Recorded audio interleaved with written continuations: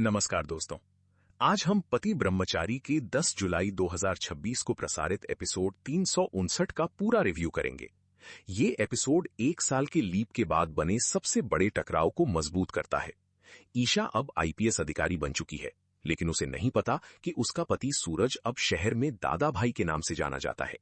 जनता उसे जरूरतमंदों का मसीहा मानती है, जबकि पुलिस की फाइल में वो कानून हाथ में लेने वाला अपराधी है। यही दोहरी पहचान आज के पूरे एपिसोड की जान रही। वीडियो में इस्तेमाल स्क्रीनशॉट केवल समीक्षा के संदर्भ में छोटे हिस्से के रूप में दिखाए गए हैं। मूल कार्यक्रम का कोई ऑडियो या वीडियो क्लिप इस्तेमाल नहीं हुआ है। एपिसोड की शुरुआत ईशा और सूरज की फोन पर बातचीत से होती है। ईशा इस बात से नाराज है कि महिलाओं को बार बार पुरुषों से कमजोर समझा जाता है। ईशा की सहकर्मी श्रेया सूरज को बताती है कि आईपीएस साहिल ट्रेनिंग के समय से ईशा को परेशान करता रहा है और अब भी उसकी सोच नहीं बदली। सूरज तुरंत गुस्से में आता है, लेकिन ईशा साफ कहती है कि वो साहिल को खुद संभालेगी। इस दृश्य में ईशा की स्वतंत्रता अच्छी तरह सामने आती है।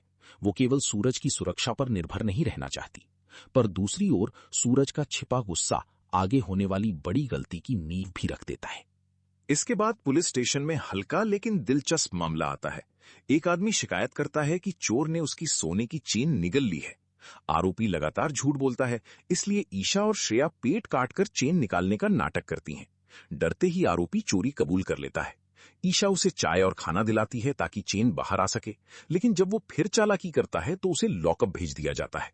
मनोरंजन के लिहाज से यह हिस्सा मजेदार और तेज था। इससे ईशा की सूझबूझ दिखाई गई। हालांकि असली पुलिस प्रक्रिया के हिसाब से पेट काटने की धमकी वाला तरीका जरूरत से ज्यादा नाटकीय और सवालों के घेरे में है। यहीं से कहानी गंभीर हो जाती है। सूरज दादा भाई बनकर अपने लोगों से साहिल को उठवाता है। गोदाम में साहिल को चेतावनी दी जाती है कि वो महिलाओं का अपमान बंद करे और खास तौर पर ईशा से गलत व्यवहार न करे। सूरज की नीयत ईशा की रक्षा करना है, लेकिन तरीका पूरी तरह गैर कानूनी है। साहिल वापस आकर सीधे ईशा पर आरोप लगाता है कि उसके संबंध दादा भाई से हैं, क्योंकि पुलिस स्टेशन की अंदरूनी बात इतनी जल्दी उसके आदमियों तक कैसे पहुंची। यही आज का सबसे मजबूत विरोधाभास है। सूरज ईशा को बचाना चाहता है, लेकिन हर गुप्त कदम ईशा को ही शक के घेरे में डाल रहा है। साहिल की शिकायत के बाद ईशा दादा भाई का केस खुद मांगती है। वरिष्ठ अधिकारी उसे चेताते हैं कि उससे पहले कई आईपीएस अधिकारी दादा भाई को पकड़ने में असफल रह चुके हैं।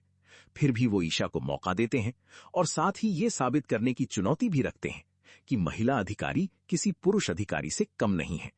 ईशा केस स्वीकार कर लेती है। वो कहती है कि लोग भले दादा भाई के हाथ पर रक्षा सूत्र बांधें और उसके लिए दुआ करें, लेकिन अपराधी का हाथ हथकड़ी से नहीं बच सकता। ये दृश्य एपिसोड का असली टर्निंग पॉइंट है, क्योंकि अब पत्नी अनजाने में अपने ही पति की तलाश की आधिकारिक जिम्मेदारी ले चुकी है। दूसरी तरफ बंटी, रिया और परिवार का ट्रैक भावनात्मक राहत देता है। वे चाहते हैं कि सूरज और ईशा की पूजा हो और सच सामने आने के बाद भी ईशा सूरज को अपना ले। बातचीत में यह भी सामने आता है कि घर के लोग बाहर से हंसते हैं, लेकिन भीतर हर कोई इस रहस्य का बोझ उठा रहा है। काव्या भी अपना दर्द छिपाती दिखाई देती है। ये हिस्सा मुख्य पुलिस कहानी जितना तेज नहीं था, मगर जरूरी था, क्योंकि इससे पता चलता है कि दादा भाई की पहचान केवल सूरज का निजी राज नहीं रही।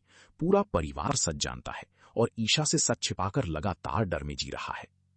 घर पहुंचकर ईशा को दादा भाई की एक धुंधली तस्वीर और केस की जानकारी मिलती है। वो उसे सड़क छाप गुंडा कहती है और तुरंत गिरफ्तार करने का संकल्प लेती है।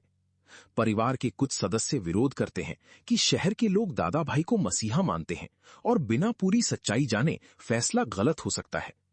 सूरज भी इशारों में समझाता है कि जो दिखाई देता है सच उससे अलग हो सकता है, लेकिन ईशा अपने सम्मान समारोह को रोककर कहती है कि पहले वो दादा भाई को गिरफ्तार करेगी, तभी खुद को सम्मान के योग्य मानेगी। अंतिम क्षणों में सूरज अकेले भगवान से प्रार्थना करता है कि सच खुलने पर ईशा उसके हालात समझ सके। कुल मिलाकर एपिसोड 359 की सबसे बड़ी ताकत उसकी नाटकीय विडंबना रही। दर्शक जानते हैं कि सूरज ही दादा भाई है, लेकिन ईशा उसी आदमी को पकड़ने की कसम खा रही है जिसे वो एक ईमानदार आईएएस पति मानती है।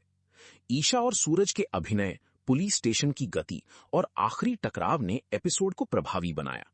अगले एपिसोड में ईशा दादा भाई के इलाके से गवाह ढूंढ सकती है, जबकि सूरज उसकी रक्षा करते हुए अपने ही राज के और करीब पहुंच जाएगा। ये अंतिम हिस्सा केवल मेरी भविष्यवाणी है। आपकी रेटिंग क्या है? कमेंट में जरूर बताइए।